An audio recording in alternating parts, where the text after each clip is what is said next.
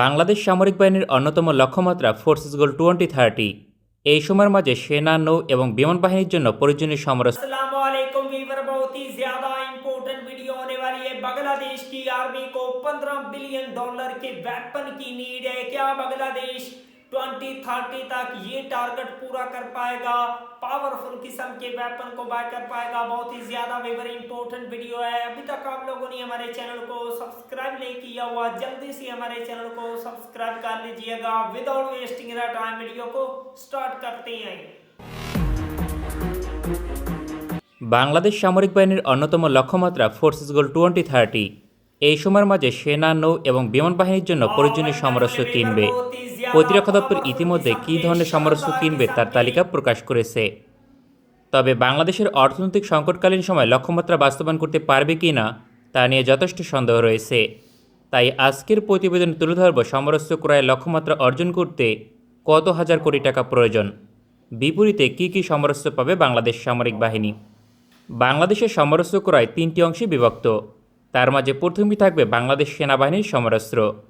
বাংলাদেশ সেনাবাহিনীর যে লক্ষ্যমাত্রা রয়েছে তা ইতিমধ্যে বাস্তবায়নের পথে, কারণ প্রয়োজনীয় সমরাস্ত্র কম বেশি ক্রয় করেছে প্রতিরক্ষা দপ্তর। উল্লেখযোগ্য বলতে long range air defence system এবং অ্যাটাক হেলিকপ্টার কিনতে হবে। বাংলাদেশ সেনাবাহিনীর এক regiment long range air defence system কিনতে $500 মিলিয়ন লাগবে, অর্থাৎ বাংলাদেশি টাকায় 5,000 কোটি টাকা। তবে 8টি অ্যাটাক হেলিকপ্টার কিনতে ব্যয় হবে $400 মিলিয়ন, বাংলাদেশি টাকায় 40,000 কোটি টাকা। বাংলাদেশ সেনাবাহিনীর জন্য সমরাস্ত্র ক্রয়ে আর কোনো বড় ধরনের অর্থ ব্যয় করতে হবে না। বাংলাদেশ সেনাবাহিনীর লক্ষ্যমাত্রা অর্জন করা এখন সময়ের অপেক্ষা মাত্র। অন্যদিকে বাংলাদেশ বিমান বাহিনীর জন্য উল্লেখযোগ্য পরিমাণে ভারী সমরাস্ত্র কিনতে হবে। তার মাঝে সবচেয়ে ব্যয়বহুল প্রকল্প মাল্টি রোল ফাইটার। তবে সিঙ্গেল ইঞ্জিন ফাইটার প্রকল্প 2030 সালের মাঝে বাস্তবায়ন হবে না।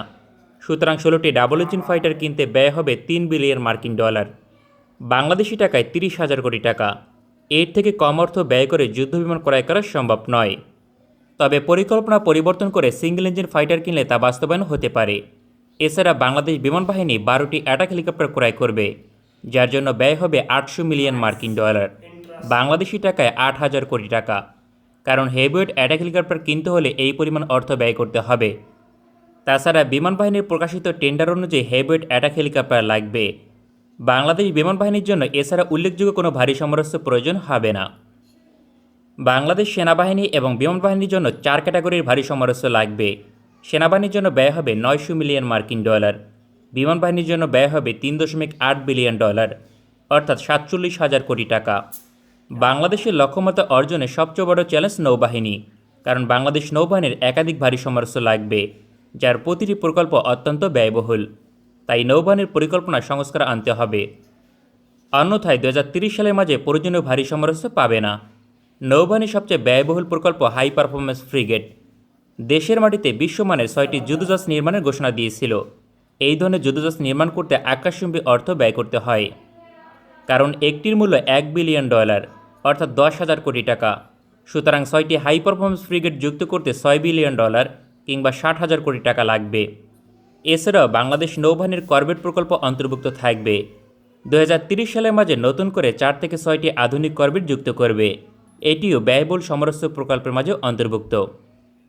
বাংলাদেশ নৌবাহিনীর চাহিদা অনুযায়ী করভেট কিনতে ব্যয় হবে $1.5 বিলিয়ন, বাংলাদেশি টাকায় যার পরিমাণ 15,000 কোটি টাকা। নৌবাহিনীর দ্বিতীয় সর্বোচ্চ ব্যয়বহুল প্রকল্প সাবমেরিন। ঘোষণা অনুযায়ী নতুন করে 4 থেকে 6টি বিশ্বমানের সাবমেরিন কিনবে। বর্তমান সময়ের কথা বিবেচনা করলে একটি সাবমেরিন কিনতে ন্যূনতম $400 থেকে $800 মিলিয়ন প্রয়োজন হয়। সুতরাং $2.5 থেকে $4.8 বিলিয়ন পর্যন্ত ব্যয় হবে। বাংলাদেশ নৌবাহিনীর এই 3টি প্রকল্প বাস্তবায়ন করতে রীতিমতো $12 বিলিয়ন প্রয়োজন। বাংলাদেশের পক্ষে এই পরিমাণ অর্থ ব্যয় করা অর্থনৈতিক সংকটকালীন সময় অসম্ভব। তাই পরিকল্পনা সংশোধন আনলে লক্ষ্যমাত্রা অর্জন করতে পারবে। বিশেষ করে হাই পারফরমেন্স ফ্রিগেট প্রকল্পের ব্যয় 30 থেকে 40% কমাতে হবে। এক্ষেত্রে বিশ্বমানের হাই পারফরমেন্স ফ্রিগেট নয়, বরং চাহিদা অনুযায়ী যুদ্ধজাহাজ কিনতে হবে। এই তালিকায় ইউরোপীয় হেভিওয়েট করভেটকে মডিফাই করা যেতে পারে। বিশেষ করে আরব আমিরাত এবং গ্রিসের মতো দেশ এই পন্থা অবলম্বন করেছে। বাংলাদেশের মতো আরব আমিরাতের অর্থনৈতিক সংকট নেই, তবে টেকনিক্যাল সমস্যা রয়েছে। তাই ফ্রান্স এবং ইটালির মতো দেশ থেকে হেভিওয়েট করভেটকে মডিফাই করে অর্ডার করলে সমস্যার সমাধান হবে। বাংলাদেশের হাই পারফরমেন্স ফ্রিগেটের 95% চাহিদা পূরণ করতে পারবে মডিফাইড হেভিওয়েট করভেট, এক্ষেত্রে $600 মিলিয়ন ব্যয় করতে হবে একটির জন্য। সুতরাং $3.5 বিলিয়ন লাগবে, অর্থাৎ 45% অর্থ সাশ্রয় করতে সক্ষম হবে। তবে নৌবাহিনীর সাধারণ করভেট প্রকল্পে কোনো পরিবর্তন আনার প্রয়োজন নেই। এক্ষেত্রে $1.5 বিলিয়ন লাগবে। তবে সাবমেরিন প্রকল্পে সংস্কার করা বাঞ্ছনীয়। এক্ষেত্রে 6টি সাবমেরিন হয়তোবা ক্রয় করা সম্ভব নয়। সুতরাং 4টি সাবমেরিন কিনতে হবে। वाह वंडरफुल वीवर, बहुत ही ज्यादा पावरफुल किस्म के शानदार किस्म के ये वेपन है और बांग्लादेश डेफिनेटली इनको बाय करने में कामयाब हो जाएगा 2025 में। आई होप बांग्लादेश ऐसा करे। डॉक्टर मोहम्मद यूनुस जो है वो बांग्लादेश की आर्मी को जदीद वेपन देने की ट्राई भी कर रहे हैं। आई होप बांग्लादेश जो है वो 2025 में और भी ज्यादा ताकतवर किस्म के वेपन को परचेज करे। तो वीवर, अगर आप लोगों को मजीद इंफॉर्मेटिव वीडियो देखनी है जल्दी से हमारे चैनल को सब्सक्राइब कर लीजिएगा। मिलते हैं आपसे नेक्स्ट वीडियो में इंशाअल्लाह, तब तक के लिए अल्लाह हाफिज।